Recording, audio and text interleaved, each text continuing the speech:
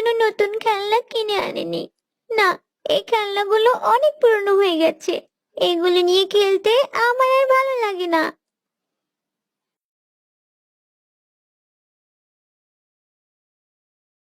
কি হয়েছে মা তাসনিয়া? এভাবে মন খারাপ করে বসে আছো কেন? বাবা, আপনি আমার জন্য নতুন খেলনা কিনে আনেননি। আমি অনেক আশা করে বসেছিলাম আপনি আমার জন্য নতুন খেলনা আনবেন।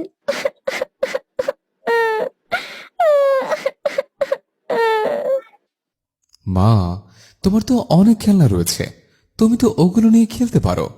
এখন যদি আমি তোমার জন্য আরো খেলনা আনি, তাহলে সেটা অপচয় করা হবে। তোমার প্রয়োজন ছাড়া যে জিনিসটা তুমি কিনবে বা ব্যবহার করবে, ওটাকে অপচয় বলে।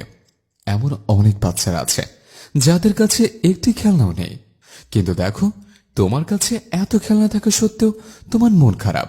তুমি আরো খেলনা চাইছো। থাক বাবা, আমার খেলনার কোনো প্রয়োজন নেই।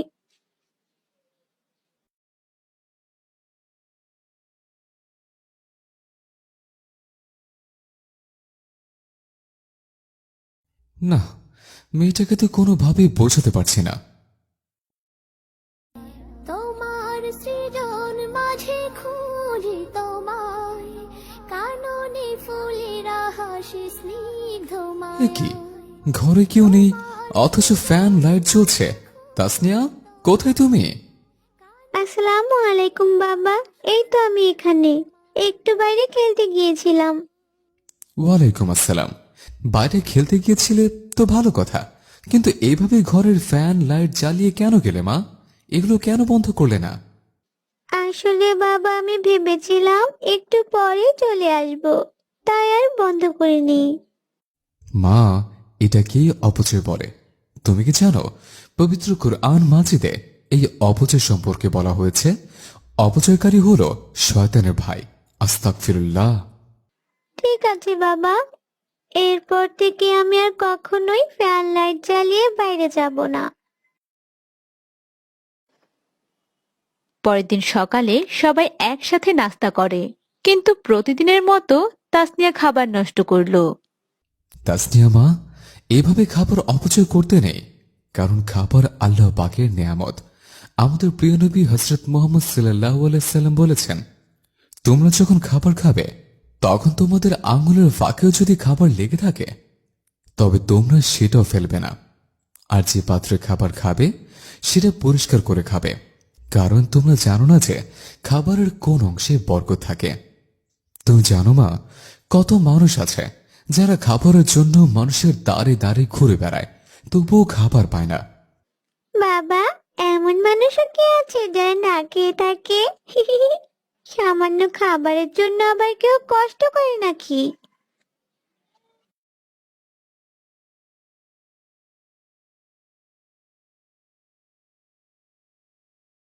শোনো রহিমা, এভাবে হবে না। আমি যেটা বলছি সেটা করো। তোমার সৃজন মাঝে খুঁজি তোমায়, কাননে ফুলেরা হাসি স্নিগ্ধমায়।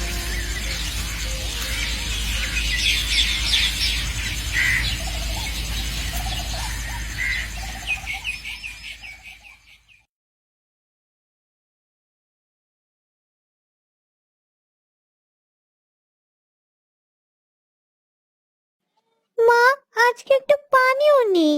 এখন আমি ঘুম থেকে উঠে হাত মুখ কিভাবে ধোবো? আমাদের পানির কলটা নষ্ট হয়ে গেছে, তাই তো আজকে পানি উঠবে না।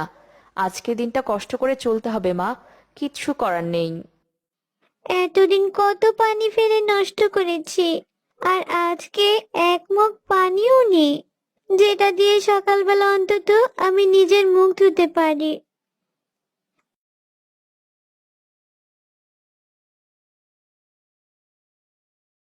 আসসালামু আলাইকুম মা, সকাল গড়িয়ে দুপুর হয়ে গেল, আজকে খাবার দেবে না? ওয়ালাইকুম আসসালাম। আজকে বাসায় গ্যাসটাও ফুরিয়ে গেছে, তাই তো কালকের খাবার খেতে হবে। না না, আমি না খেয়ে থাকলেও কিছুতেই কালকের বাসি খাবার খাবো না।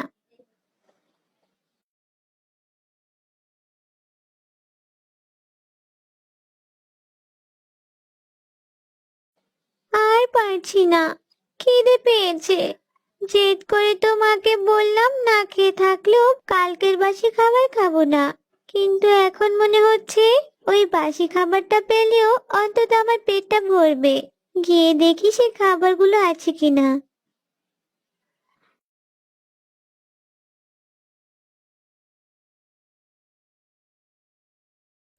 তোমার সৃজন মাঝে খুঁজি তোমায়, কাননে ফুলের হাসি স্নিগ্ধ। তাসনিয়া লুকিয়ে খাবার খেতে গেল। তখন তাড়াহুড়োতে তার হাত থেকে কিছুটা খাবার নিচে পড়ে যায়। নিজের খাবারগুলোতে তো ময়লা লেগে গেল। তাতে কি হয়েছে মা, ওই খাবারটা তুলে খাও। পড়ে যাওয়া খাবার তুলে খাওয়া নবীর সুন্নত।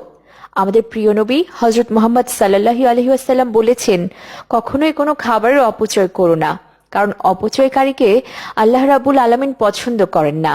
আর যদি কখনো কোনো খাবার নিচে পড়ে যায় আর তাতে ময়লা লাগে, তাহলে সেই ময়লা পরিষ্কার করে হলেও তোমরা সেই খাবার গ্রহণ করো।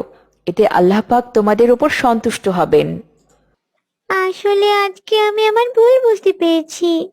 আমি কখনোই খাবারগুলোর প্রতি গুরুত্ব দেইনি, কিন্তু আজ আমি আমার ভুল বুঝতে পেরেছি। কখনোই কোনো কিছু অপচয় করতে নেই, এগুলো ফুরিয়ে গেলে তখনই এর মর্ম বোঝা যায়। মাশাআল্লাহ, আমার মেয়েটা আজকে সবকিছু বুঝতে পেরেছে। আসলে আমরা দুজন পরিকল্পনা করে এগুলোই তোমাকে বোঝানোর চেষ্টা করেছি মা, কারণ আমরা এতভাবে বুঝিয়েও তোমাকে ইসলামের পথে আনতে পারছিলাম না। তুমি আমাদের চোখের আড়াল হলেও অপচয় করেই গেছো। আমাদের কথা কখনো বুঝতে চেষ্টা করনি, কিন্তু আজ বুঝতে পারলে। হ্যাঁ বাবা, আমি আর কখনো কোনো কিছু অপচয় করব না। অসহায় মানুষরা না খেয়ে কিভাবে জীবন যাপন করে আমি আজকেই বুঝতে পারলাম। আজকে থেকে আমি অসহায় মানুষদের খাবার আর আমাদের পড়ে থাকা অপ্রয়োজনীয় জিনিসগুলো দিয়ে সাহায্য করব।